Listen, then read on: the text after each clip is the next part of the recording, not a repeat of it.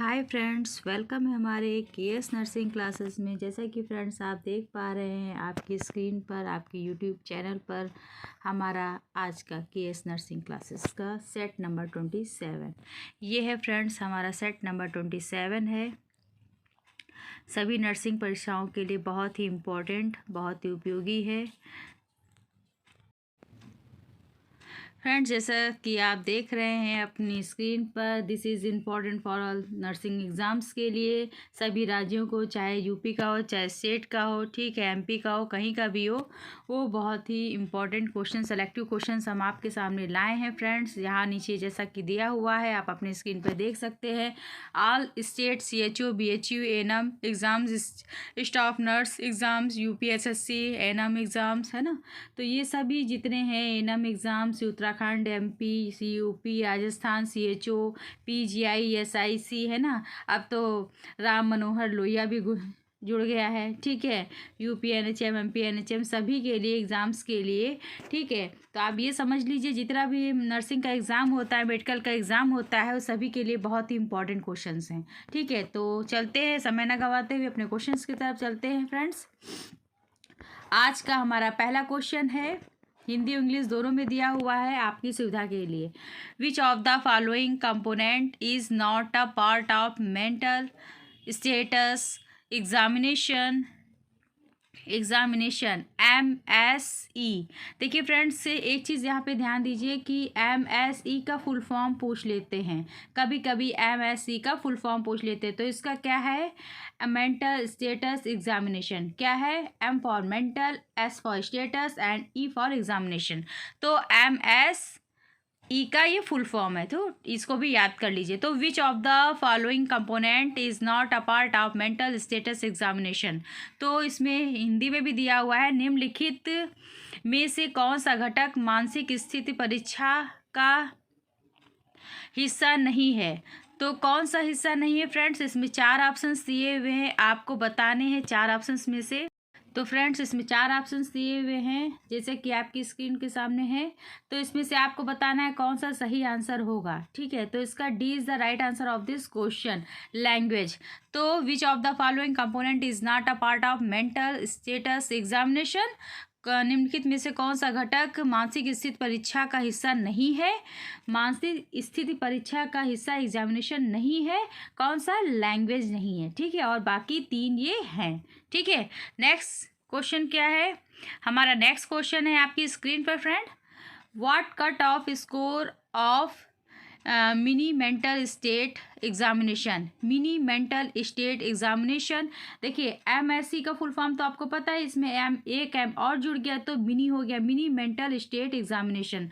तो what cut off score of mini mental state examination, ठीक है, is use to detect dementia, ठीक है, is use to detect dementia. तो इसको हिंदी में भी देख लीजिए। डिमेंशिया का पता लगाने के लिए, जो डिमेंशिया एक बीमारी होती है, का पता लगाने के लिए मिनी मेंटल स्टेट एग्जामिनेशन, ठीक है, के किस कट ऑफ का स्कोर इस्तेमाल किया जाता है। तो डिमेंशिया के लिए कौन सा कट ऑफ का इस्तेमाल किया जाता है?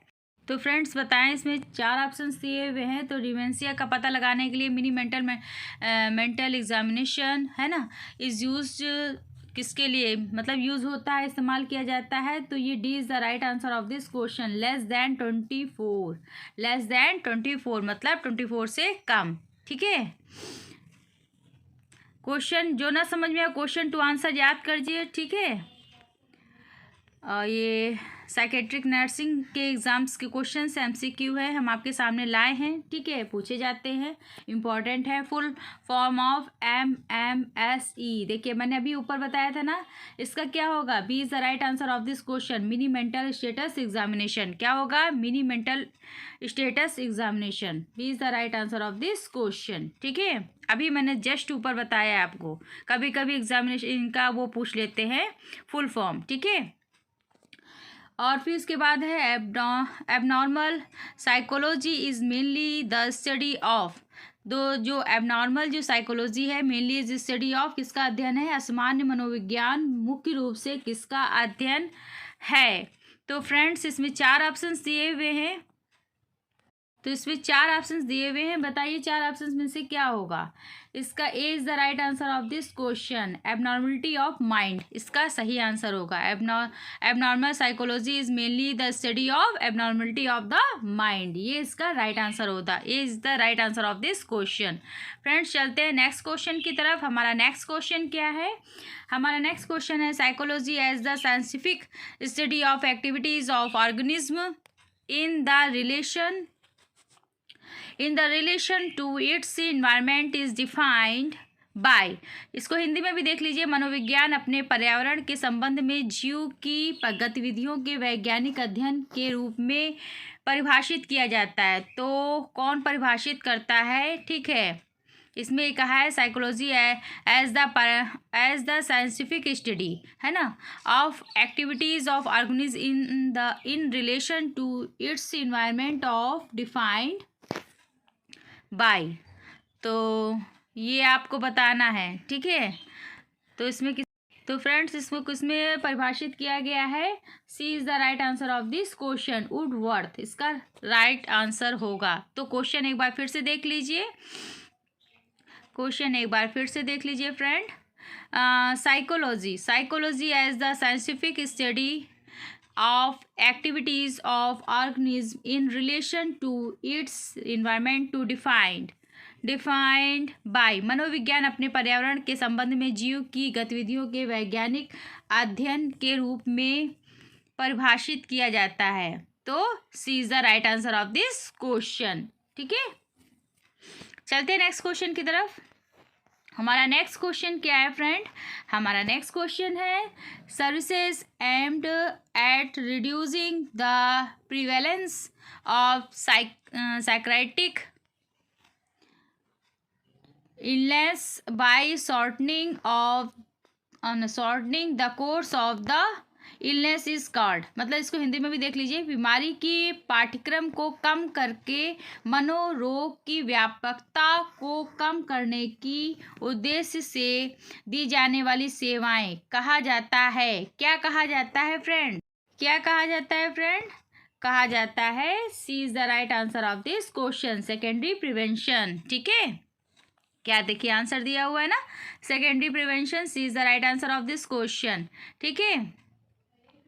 तो यहाँ पे आपने देखा कि services aimed to reducing the prevalence of psychiatric illness by shortening the course of the illness is called, है ना। बीमारी के पाठ्यक्रम को कम करके मनोरोग की व्यापकता को कम करने के उद्देश्य से दी जाने वाली सेवाओं को कहा जाता है सेकेंडरी प्रिवेंशन। देखिए फ्रेंड, इसमें इंग्लिश टू हिंदी जरूर याद, इंग्लिश टू आंसर, है ना, जरूर याद करिए। क्वेश्चन टू आंसर जरूर याद करिए और इंग्लिश में ही याद करिए, ठीक है। तभी आपको समझ में आए। हिंदी कभी कभी अटपटी लगती है, ठीक है, वो आपको समझ में जल्दी नहीं आएगी। चलते हैं नेक्स्ट क्वेश्चन की तरफ। What is the total score of mini mental status examination, है ना, MMSE। इसका टोटल स्कोर क्या होता है फ्रेंड? इसका टोटल स्कोर क्या होगा? इसमें से 4 ऑप्शंस में से सही एक आंसर सही है, इसका 30 होगा। ये is the right answer of this question. तो MMSE का टोटल स्कोर क्या होगा फ्रेंड? टोटल स्कोर इसका 30 होगा, ठीक है। Right answer of this question. देखिए नीचे आंसर दिए हुए हैं, कभी कभी अगर ना ध्यान दें आप देख लीजिएगा, ठीक है। ये NCERT का टेस्टेड डाटा है, ठीक है। आप कोई भी कंफ्यूजन मत इसमें रखिएगा, ठीक है। चलते हैं। Mini mental status examination is mini मानसिक स्थिति की परीक्षा है। क्या है? Mini mental status examination is क्या है? स्थिति की एग्जामिनेशन है। तो आप बताइए इसका आंसर क्या होगा फ्रेंड? इसका आंसर 4 ऑप्शंस में से है।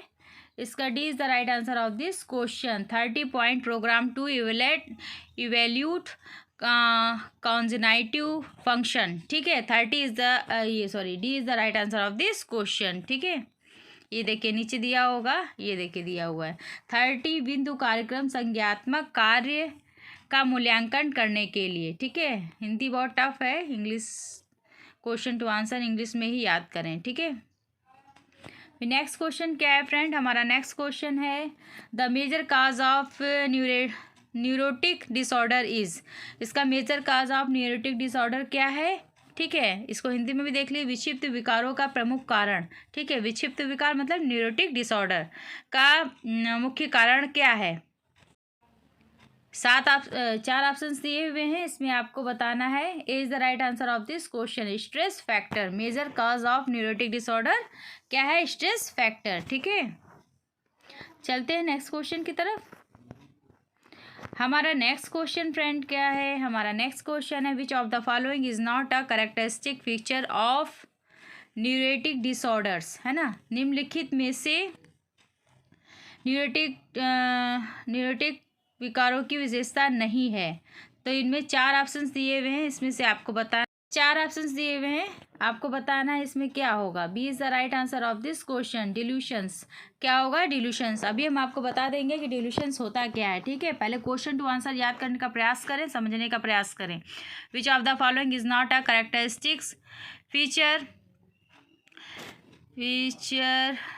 Of neurotic disorder. ठीक है, तो डिल्यूशन मतलब होता है भ्रम। क्या होता है? भ्रम। देखिए नीचे लिखा हुआ है, डिफाइन किया गया है, भ्रम एक ऐसा विश्वास है जो स्पष्ट रूप से गलत है। ठीक है, और जो प्रभावित व्यक्ति के विचार सामग्री में असमानता को इंगित करता है। झूठे विश्वास का हिसाब व्यक्ति की संस्कृति या धार्मिक पृष्ठभूमि या उसकी बुद्धि के स्तर से नहीं लगाया जाता।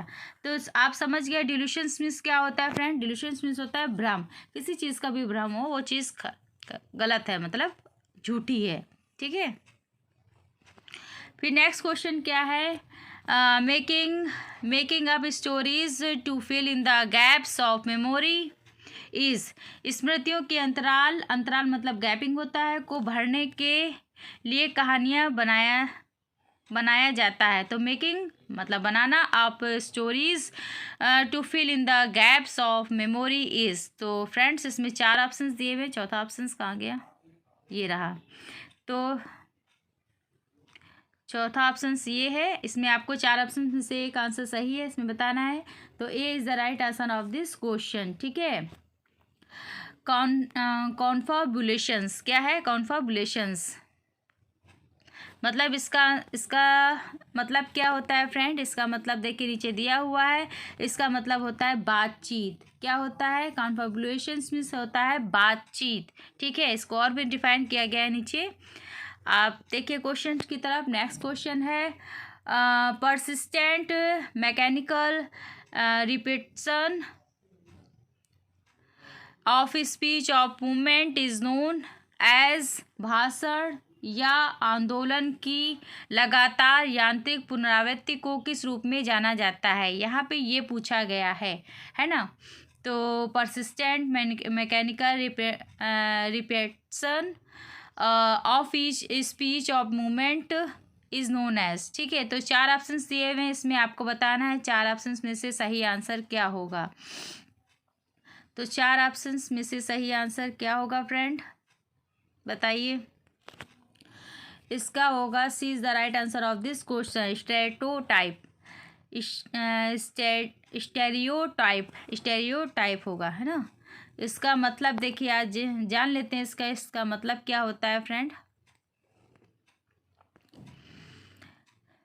स्टेरियोटाइप का मतलब होता है किसी सामाजिक समूह जैसे किसी धर्म या जाति के बारे में आम जनता के मन में पारंपरिक रूप से घर कर गई धारणा को रूढ़ धारणा या मान्यतावाद या स्टीरियोटाइप कहते हैं। जैसे कोई बात होती है, घर कर जाती है, दिमाग में हमारे गूंजती रहती है, हम उसी को मानते हैं ना, तो वही है स्टीरियोटाइप। ठीक है, मान्यतावाद के किसी सामाजिक समूह के बारे में सरलीकृत धारणाओं को कहते हैं। प्रायः ये धारणाएं वस्तुनिष्ठ सत्य पर आधारित नहीं होती हैं। ठीक है, कोई चीज़ होती है हमारे दिमाग में, जैसे भूत होता है, भूत लोग डरते हैं। ठीक है, तो भूत सत्य नहीं होता, वह सत्य होता है। ठीक है, घर कर जाता है तो आदमी डरता है। ठीक है, तो नेक्स्ट है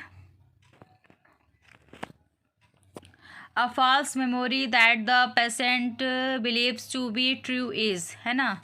a false memory that the patient believes to be true is आज एक झूठी स्मृति जिसे रोगी सच मानता है वह है, क्या है बताइए, क्या है फ्रेंड? ये है confabulation. C is the right answer of this question. 4 में से एक आंसर सही था। C is the right answer of this question. तो आप false memory that the person believes to be true is, है ना। तो इसका हिंदी में देख लीजिएगा। इसका कॉन्फेबुलेशंस है, इसका डिटेल दिया। कॉन्फेबुलेशंस आपकी बातचीत बताया था। न्यूरोटिक डिसऑर्डर है जिसमें एक मरीज़ धोखे के इरादे के बिना झूठी याददाश्त उत्पन्न करता है, ठीक है, कि मुझे ऐसा ऐसा दिख रहा है, वैसा दिख रहा है, याददाश्त, झूठी याददाश्त, है ना। बातचीत करता है कि दिखाता है कि ये किसी से बात कर रहा है, सब झूठा होता है, ठीक है। और फिर a condition is in which person maintaining the body posture into which it is placed is एक स्थिति जिसमें व्यक्ति शरीर की मुद्रा को बनाए रखता है, जिसमें उसे रखा जाता है। तो वो स्थिति क्या होती है?